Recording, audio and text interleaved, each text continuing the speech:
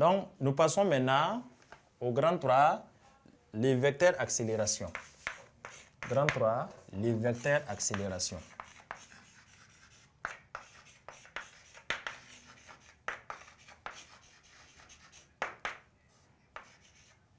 Les vecteurs d'accélération des mobiles. Alors, lorsqu'un mobile est encore en mouvement, il y a des fois où la vitesse augmente. On dit que la personne accélère. Voilà. Si quelqu'un est à 50 km et puis sa vitesse augmente, on dit qu'il a accéléré. Donc, mais qu'est-ce que signifie les vecteurs d'accélération vus sur le champ physique? Alors, les vecteurs d'accélération aussi par définition, c'est la dérivée par rapport au temps du vecteur vitesse. Donc, la vecteur d'accélération, c'est la dérivée par rapport au temps du vecteur vitesse. Donc, on va écrire ça. Donc, A, c'est la dérivée du vecteur vitesse par rapport au temps. Voici sa définition. Nous allons voir les vecteurs d'accélération dans les deux champs quand nous sommes en coordonnées cartésiennes et quand nous sommes en coordonnées curvilignes, où on utilise les repères défrénés. En coordonnées cartésiennes, on utilise les repères cartésiens. Qu'est-ce qu'on va avoir? On sait que la vitesse était égale à... Les vecteurs vitesse étaient... C'était x, bon, x dx, c'est dt, porté par les vecteurs i, plus dy, c'est dt, porté par les vecteurs j, plus dz, c'est dt, porté par les vecteurs k. Alors, voilà ce qu'on avait. Pour avoir les vecteurs d'accélération, qu'est-ce qu'on dit? On dit qu'on doit dériver ça. Donc, a égale à quoi? Ça veut dire qu'il fallait dériver les coordonnées de la vitesse sur chacun des axes. Donc, sur l'axe de i, on va avoir alors, c'est déjà dx par rapport à dt, la dérivée va donner d carré x, c'est dt carré, sur l'axe i. L'autre côté, ça nous fait d carré, dérivée carré de y, puis on va dériver une deuxième fois. dt carré porté par l'axe j, plus ça, dérivée carré de z, sur l'axe, par rapport à dt carré porté par l'axe k. Donc, pour avoir l'accélération, si on a la vitesse, on dérive les différentes coordonnées de la vitesse, c'est x, c'est y et c'est z. Mais si nous sommes d'abord au niveau des coordonnées et des positions des mobiles OM là, il faut dériver deux fois pour avoir les coordonnées du vecteur d'accélération. Donc, on va noter, pour simplifier les notations, tout ça là, pour qu'elle soit simple à noter, on va noter que dérivée carré de x par rapport à dt carré égale à x à d points. Pour dire qu'on dérive deux fois la position. Alors ici, on va noter que c'est égal à y d points. Pour dire qu'il faut dériver deux fois le y aussi. Et au niveau des z, c'est pareil. On va dire que ça fait z d points porté par les vecteurs k. Donc voici ce qu'on a pour les vecteurs d'accélération comme coordonnées en coordonnées cartésiennes. Nous allons prendre un exemple pour voir comment trouver les coordonnées des vecteurs accélération. Si on donne un point mobile avec les coordonnées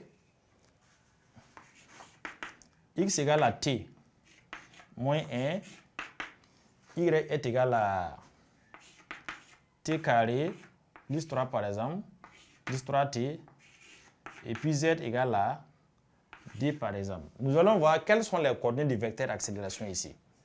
Donc, pour le faire, avec OM, on ne peut pas aller directement à l'accélération. Donc, il faut dériver une première fois pour avoir la vitesse et une deuxième fois pour avoir l'accélération. OK? Donc, nous allons prendre, on va aller directement. xd point égale à quoi? On dérive une première fois t moins 1. La dérivée de t moins 1 va donner quoi? Ça vous donne 1. Et vous dérivez le 1 encore. Dérivée de 1 va donner combien? Ça va donner 0. Vous passez à l'axe y. Donc, il faut encore dériver deux fois ce que nous avons ici. Si on dérive premièrement, ça vous fait dt ici. Ici, ça vous fait 3. dt plus 3. Et il faut prendre dt plus 3 et puis dériver une deuxième fois encore.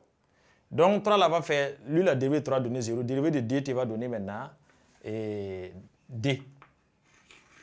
Alors, sur l'axe z, on va dériver deux fois ce que nous avons également ici.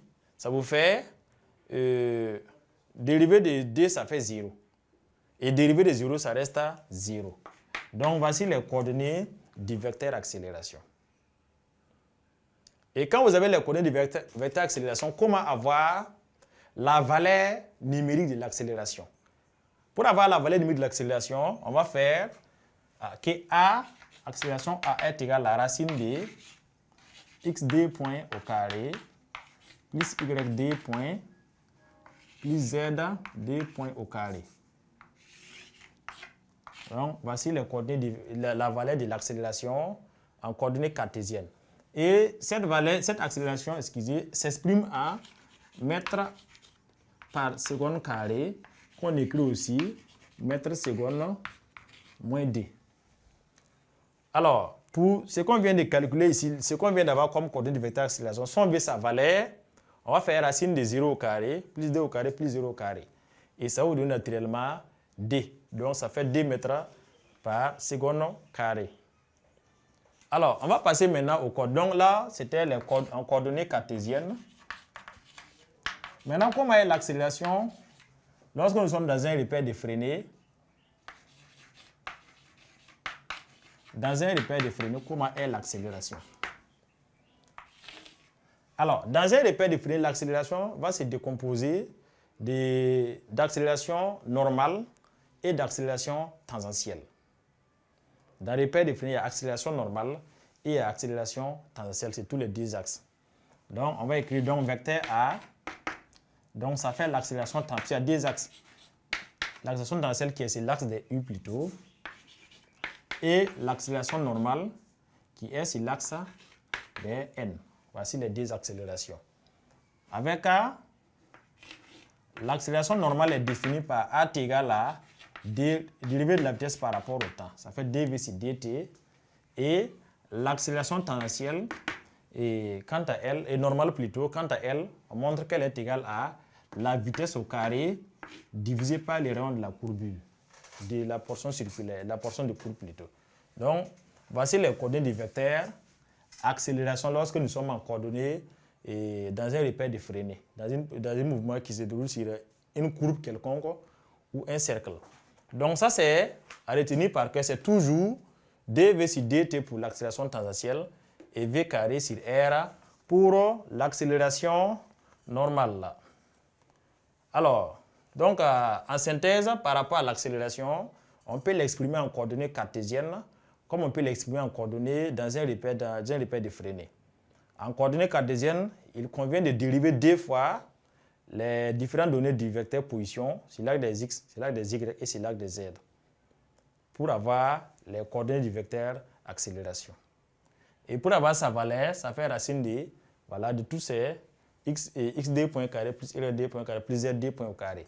Maintenant, si nous sommes en coordonnées et dans un repère défréné, l'accélération, lui, il a deux données qui est l'accélération normale et l'accélération tangentielle.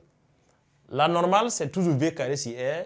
Et la tangentielle, c'est dv sur dt. Nous allons les représenter sur une portion de courbe. Si M est là, alors on avait dit tantôt que l'axe qui vient vers le centre là est appelé l'axe normal.